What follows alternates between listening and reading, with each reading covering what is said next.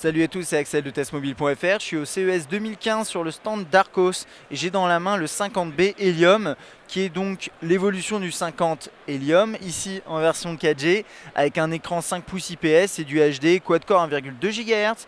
Il est 4G comme je disais, dual SIM, 8 mégapixels à l'arrière, 2 mégapixels à l'avant, 8 Go de mémoire interne plus possibilité de mettre une micro SD, 1 Go de RAM, 2000 mAh au niveau de la batterie, et c'est un produit qui est qui est disponible là maintenant et qui est proposé à 149 €.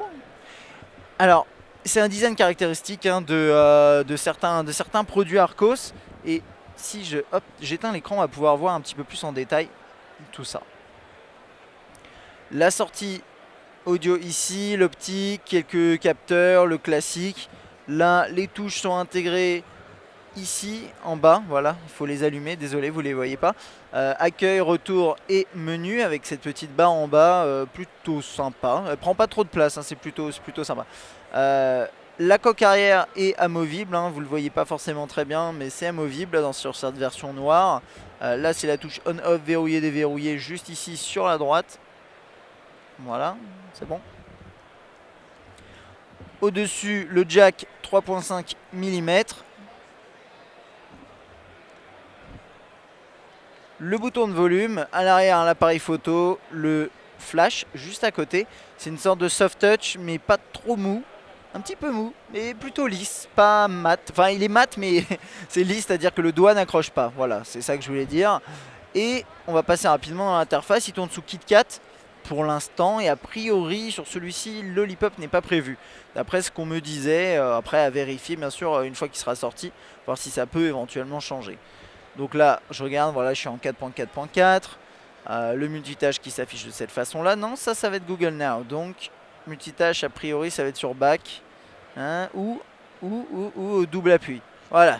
C'est l'un ou l'autre. Hein. Il y a pas mal de possibilités, mais c'est ce genre de choses.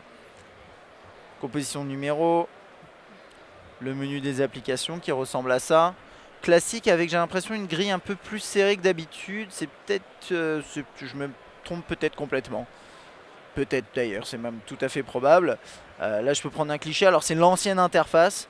C'est l'interface qu'on a dans KitKat, hein, qui fonctionne de cette façon là, que vous connaissez sûrement et qui est pas mal. C'est pas ma préférée maintenant que je suis habitué à celle d'Android 5.0, mais c'est pas si mal non plus.